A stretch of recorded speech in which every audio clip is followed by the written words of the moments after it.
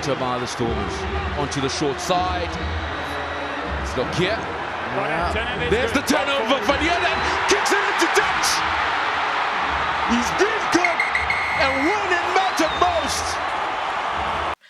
Hey folks, welcome to another rugby review episode. For this one, I'm gonna be doing Bulls versus Stormers. Before this game, the news came out that Loftus was gonna be almost full to the brim because they'd sold over 40,000 tickets for this game. So I was expecting a very good atmosphere, a very live, good game. Once I'm disappointed, but it didn't. I don't think it lived up to the expectations. Just looking at how the home team played from the start to the end, they were not really. I feel like the Bulls didn't really pitch up. I'm not sure if it's the tactics they were playing on the day or it's just that the morale of the team. I'm not really impressed because I've seen them do very well in the past games and even last season.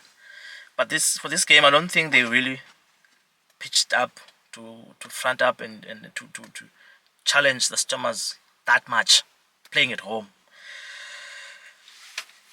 So, but they did start well, the Bulls. They were the ones that had more energy, showing a lot of the home team. They had more energy starting the game. But what I found is that their attack to be very static, to be very attacking from deep, and they were not running to the ball. You know, when you are attacking in a line in a rugby open play, the player is supposed to be running to the ball. When you receive the ball from line, you catch the ball, you are already making a run.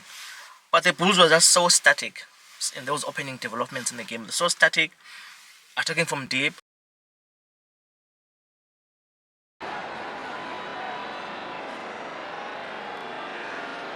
Blockbuster start in Pretoria in the first minute. Play soft hands. Creel. Sinatra hangs on. David Creel showing upper body strength.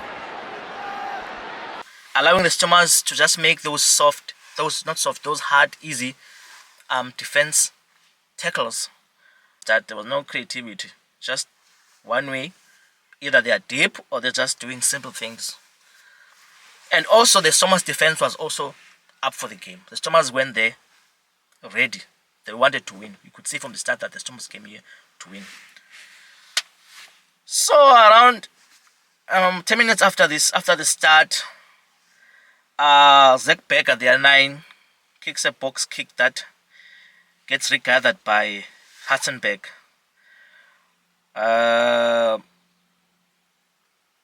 Then Hatzenberg holds on to the ball, doesn't release after landing on the ground, doesn't release the ball, and then concedes a ruck penalty for holding on to the ball.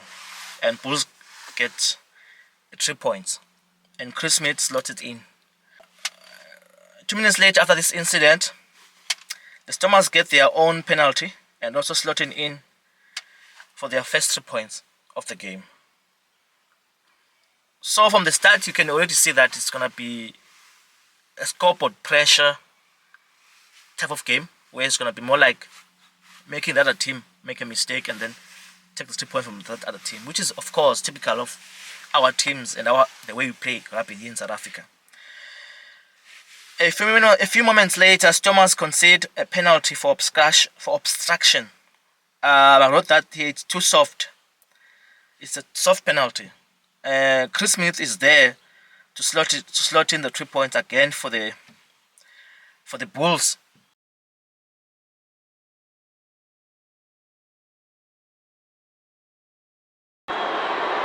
Chris Smith with the extras. And I've written here that the hits in this game are very intense. You can see that it's a physical game. It's more like the tactics are about physicality. It's about making the other team back down. It's an arm wrestle, if I may say it like that. At around minute 24, Bulls get their first scrum penalty, and again, their number 10, Chris Smith, opts for a pen for the 3 points, and he slots it in. Sit.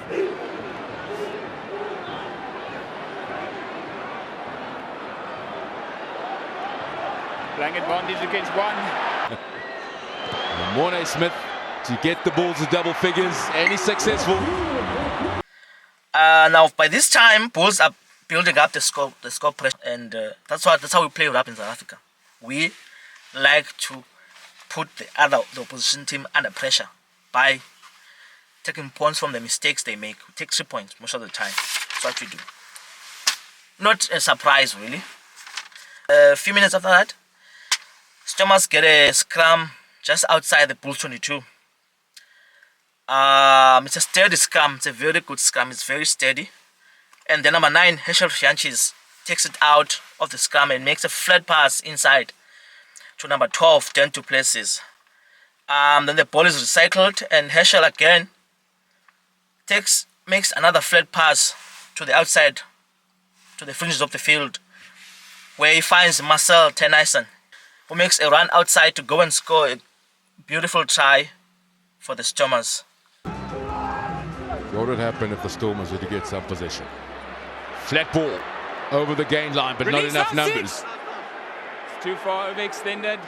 Skip pass out wide for the Stormers, and the corner gets in. Marcel. This is impressive, but I'm very disappointed by the way the Bulls were caught sleeping in this instant. You would expect them to do better as a team, but I feel like they were caught sleeping, and this was a mistake from their side. But then, of course, in a rugby field, after a team has a scrum on the outside, you expect them to play the ball inside. You know, you don't expect them to play one phase inside and then take it back outside. So I guess that's why the Bulls were caught sleeping on the outside defense, because they thought the Stormers were going to play the ball inside all the way to the other side of the field, not go back to where the set piece took place. Bulls concede another. A few moments after that try, Bulls concede another scrum penalty, allowing the Stormers to maintain their upper hand on the scrums. Bulls from around 35 minutes, you can see that the Bulls have an issue with their scrums. Their scrums are not functioning properly for them. They are not winning penalties from their scrums. Instead, they are conceding a lot of penalties. Around the 38th minute, Stormers are taking inside the Bulls 22, and they win a penalty. And their number 10, Manili Bok, steps up to go to position a spot kick. And from these spot kicks, he slots it in between the poles, for another 3 points for the Stormers. Now the score becomes Bulls 12, Stormers 13. But this time it's almost half time, so the time turns to 40 in the red, and the ref blows his whistle. The teams go to half time with this score, and they return from the sheds 3 minutes after half time, 43rd minute. Stormers win another scrum penalty. I made a note that Bulls tight head Mornay Smith is binding on the arm of the Stormers number 1, causing the whole scrum to be very unstable. So when you're scrumming, you're supposed to have a full bind around this area. You don't bind on the arm. If you're binding on the arm, you're making the whole scrum. You're gonna overextend. You're gonna make the scrum to be very unstable. Good old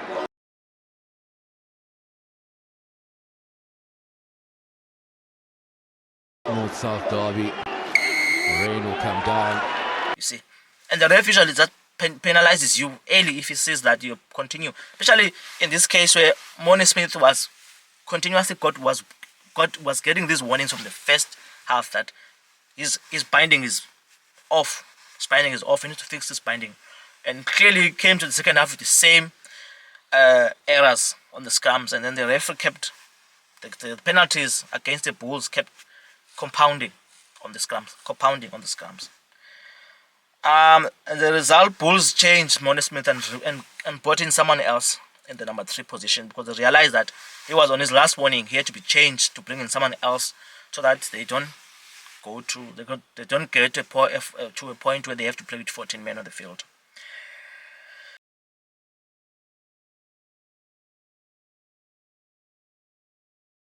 Around minute 50, then to places, tidies a loose ball from the Stormers half and passes it to Suleiman Hatzenberg, who's making a run on the outside. Suleiman Hatzenberg nearly breaks, but then passes it to Marcel Tennyson, who gets tackled, right? And then the Stormers forwards work the ball for a few phases. They are closing in on the Bulls try line until Junior Pokomela gets over makes a nice drive to get over the try line of the Bulls to score a beautiful try for the Stormers. Another well-worked try by the Stormers here. Duplessis saves the day at the back for the Stormers. Dan Duplessis in support is Hatzenberg. Hatzenberg with the pace, one-on-one. Chris Smith holds his ground. Wanted support. Marcel Tennyson. You'll need support. Stormers get their numbers on the front foot. Hatzenberg takes another go. Scrum off required. Ball is exposed. The ball is out. Manny Libok's too slow. He picks up and drives. Stormers are a meter short. Can the Bulls defense hold? 6 onside. Pick up and drive from Big Brock Harris. More pick up and drive from Yerden. And the captain, Fourie. Release it. He's short. There's the pickup. He's over the line. That looks so good. Junior Pokomela. Try time. Using their forwards in this tight game, to tire the Bulls forwards. Junior Pokomela is another player that I'm really excited about. I think he's a great player. If he's given enough time in the Stormers, enough game time to develop, he's a great player. He's a great lad. I like him a lot, the way he plays his rap. He's a hard man, but also he knows how to also make those nice runs. He's good also in passing. His skill set is good. So I like him a lot. So Stormers get their try through Junior Pokomela. Just over 60 minutes, Bulls work the ball for 17 phases just outside Stormers 22 until Ambrose Papier makes a beautiful pass to Eli Khlo, who's making a nice run on the outside. Eli Khlo is then tackled and then offloads the ball to the man himself, the man of the moment, Sbu Nkosi, who then Sbu Nkosi takes the ball and then he sees that it's open for him. He makes one run. He makes a good run, beats one player to go and score a try for the Bulls. Papier onto the short side, the half gap, and Sbu Nkosi, what an offload, that's from Emmerich Loben, goes over. And the whole stadium erupts for him because we know what he comes from. He's been having a lot of difficulties in his personal life. So to see him scoring this beautiful try here was really pleasing for me to see. It was really pleasing, and I really was cheering for him because I think he's been through some struggles, but to see him score in his first return after those struggles is really pleasing. So it's a try for the Bulls, and the game is a bit tightening up a bit, Beautiful. So I'm thinking the Bulls are going to come back, we're having a nice finish to this game. So around minute 77, oh boy, word. The Stormers find themselves attacking inside the Bulls 22, and after 4 phases, they pass, after 4 phases inside the 22 of the Stormers, Manny Libok drops back, and from this you can already see that it's a drop goal strategy. Libok drops back and the ball is passed directly to him. He's in front of the post, and he makes a beautiful slot drop goal to get Stormers an extra 3 points. Never holding up his own body weight. That should be a penalty for the Stormers. Van Heerden, brilliant defense, Bulls. Okay, right in there, the drop goal for Yes. Libok. Yes, there's a call. The score becomes Bulls 19, Stormers 23. So by this time, I'm thinking there's no way the Bulls are gonna come back from this because we are already like a few minutes away from full time. And by the time they go back to restart the game, the time is already approaching 9 minutes, and nothing really happens here until the referee blows his whistle on the 80th minute. Final score, Bulls 19, Stormers 23.